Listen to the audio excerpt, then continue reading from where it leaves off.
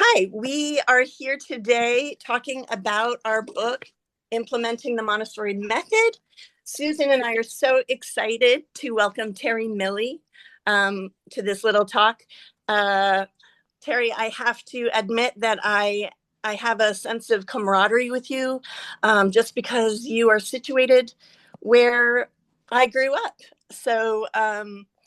And where all my family is. So somehow we're like, brother and sister, or I don't know how far our relationship goes, but I'm excited that you're here.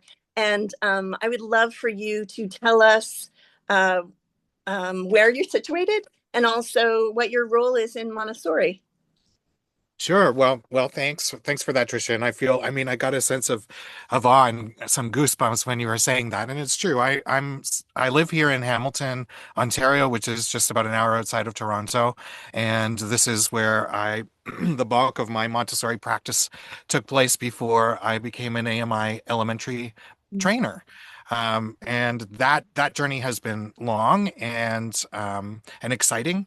But now I have courses running in Phoenix, Arizona, in Vancouver, Canada, and we have a course starting here in Toronto, Canada, which is also really exciting. So we'll have a place for people to come and train to be Montessori 6 to 12 teachers here Okay. in Ontario, which is Congratulations. really, That's awesome. yeah, Well, really good. the way that we became familiar with each other, or I came to know your name, you had posted something on LinkedIn and it really drew my attention. There was this diagram and it was kind of broken up into the pieces that I knew to be part of the elementary curriculum.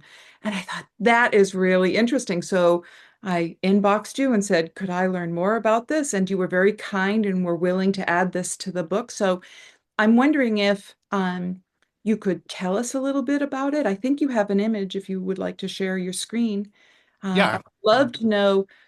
It's called the Hexavium. And that's if right. you could tell us about it and how it was developed, what its purpose is, that would be great. Well, when I took my original Montessori training, it was in Bergamo, Italy. And at the end of the course, as a summation of the course, our trainer asked us to produce a table of contents for everything that we had covered the year that we spent there. And so we all went and produced a kind of traditional table of contents that was kind of orderly and numbered and down the side. And we turned that in, and then one of them was selected, and that became the official table of contents of our course. But then after the course ended, about a month later, I thought, this doesn't make sense to me because it's so much more visual and needs to I need to be able to see the whole thing in one kind of image. And so what I did was developed this, um, what's known as the Hexavium, and Oh, you share can. my screen. And there it comes there. Look And how so beautiful this is. This is beautiful. And this really just covers six of the kind of disciplines that we consider. It doesn't consider music so much, and it doesn't consider art. But whenever I show this, I always talk about those things as they should be here too. But the Hexavium, I gave it this name because traditional education was always called the trivium. That means they're tri meaning three and vium meaning roads. There were three roads to learning, and those, of course, were reading, writing, and reckoning. But I thought Montessori has such a holistic approach, and there are so many avenues to the child's mind and to the child's intellect that we really need to describe all of the many roads. And so this kind of circle that has that's inscribed with this gold hexagon or the gold edges has these roads into the center of the hexavium, which is the child. And the child in the middle. And my original diagram of this said the child in the middle. Later, I changed it to name with a colon like this, and I'll tell you a little bit why later on. But just to talk about this, what this really does is show all of the different areas of human knowledge that we cover with the 6 to 12-year-old child in the elementary classroom. And it divides it up into the traditional disciplines that we think of as kind of non Montessori educators in the traditional way. But then what Montessori gives us is these interconnections and interleaving of information that shows these things don't exist in isolation. They're not in silos. And for the child, it becomes a part of their whole experience of our world and of the universe, really. And so the child is in the center, just like in Montessori theory, we have the child in the center with the great stories kind of circling around the child right at the beginning. And then those great stories launch into all of these threads of culture and knowledge for human beings. So that's kind of, I started to build this hexavium in equilateral triangles. And then I lopped the heads off the triangles to make them all come together in the center to form that center part with the child. So all of this, I mean, I could talk for a long time about each of the different disciplines and how they link together, but I think as people experience the book, they're going to find out a lot about how this all goes together and why um, the Hexavium and the book go so well together. So I'm excited for people to get their hands on the book and to find out more about how this all works. It's a Um, brilliant, brilliant tool.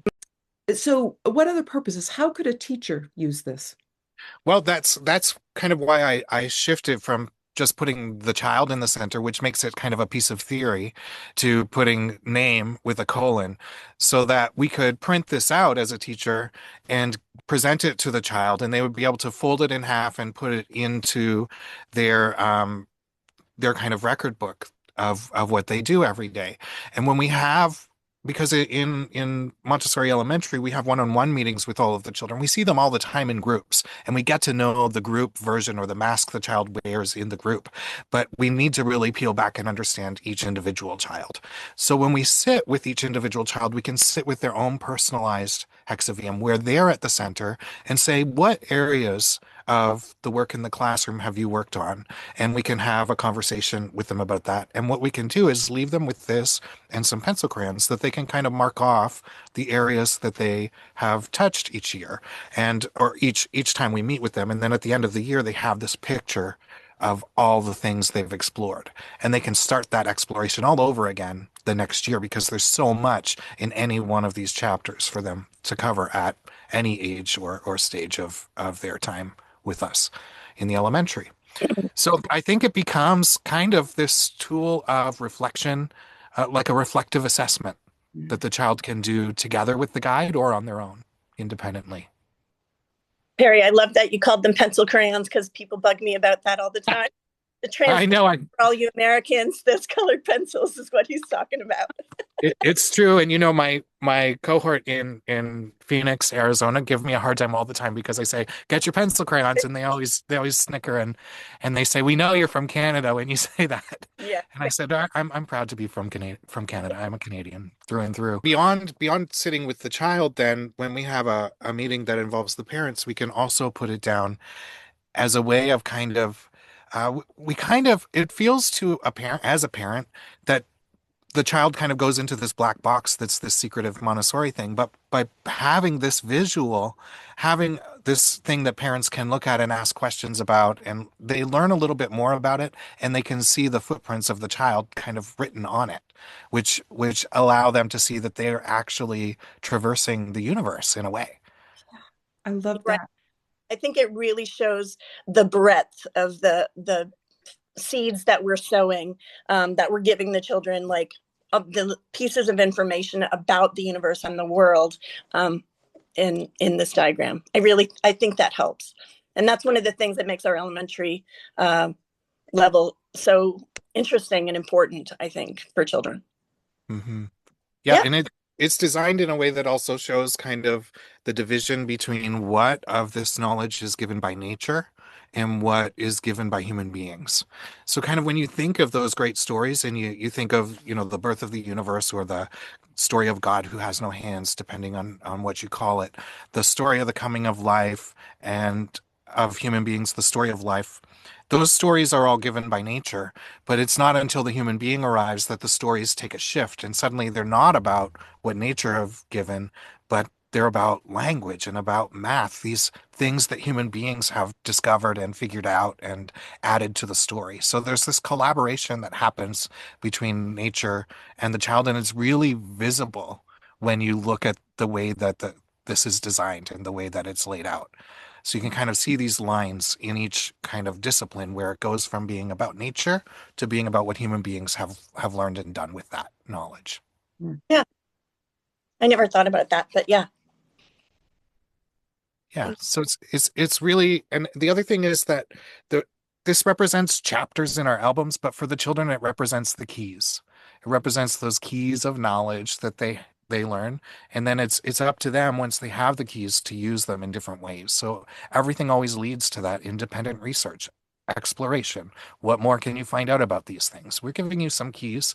Now go unlock something with those keys and go through those doorways and explore a little bit. Yeah, so it reminds me of Angela Duckworth's work and how she divides character development into the three categories: strengths of mind, strengths of will, and strengths of heart. And this one really leads to the independence, as you said, but also the self-reflection and the self-awareness, and then advocating for yourself and making choices, decision making, right? Like there's so much that this is really a great support for that part of the development that we talk about in the book. Mm-hmm.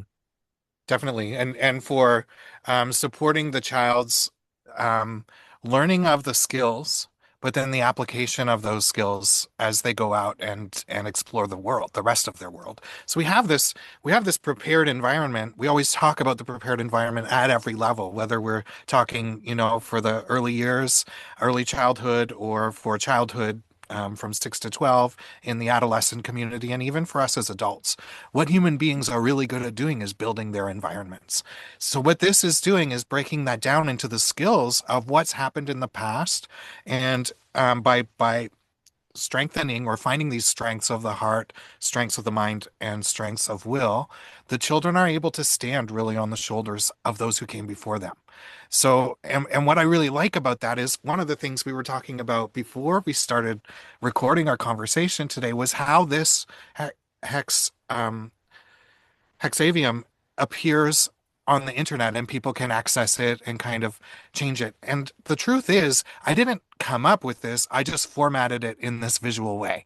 And I really did what the children do. I stood on the shoulders of the giants that came before me that figured out this Montessori thing. And I just put it in a way that maybe could make sense more practically to people who didn't have a background in it. And we hope that the children develop those skills as well, that they can take all of this kind of the basic kernels of knowledge and then build themselves up to be the kind of person that can build on it and express themselves in a way that's deliberate and with intention and full of good character. Yeah, I love that. I think that people should read the book, and I think that people should reach out to you. We'll make sure that we put your contact name at the end of this. Before that, I would just say, I mean, we weren't recording when I said this before, but I'd We like to just are recording, I believe. we are now. We're recording now, but Oh, I just want to congratulate you both on the book and for all of the potential it has for reaching so many audiences that have not been reached before. And so that we all can share in this tool and go with it and say, look, this is actually giving the evidence behind what we've been saying as Montessorians for a long time. And it's framing it in a way that makes it accessible to people working in education, but outside of Montessori. thank you, Terry. Yeah. Thank you, Terry. So, Terry, thank you for joining us. Thank you for sharing with us your beautiful tool and for the great work that you do with children. Just very appreciative of all that you do. And I'm so grateful that you joined us here this morning. Trisha, as always, thanks so much for your collaboration in this work. I'm just very proud to be part of it. As I am too. Here it is. One last look. So exciting.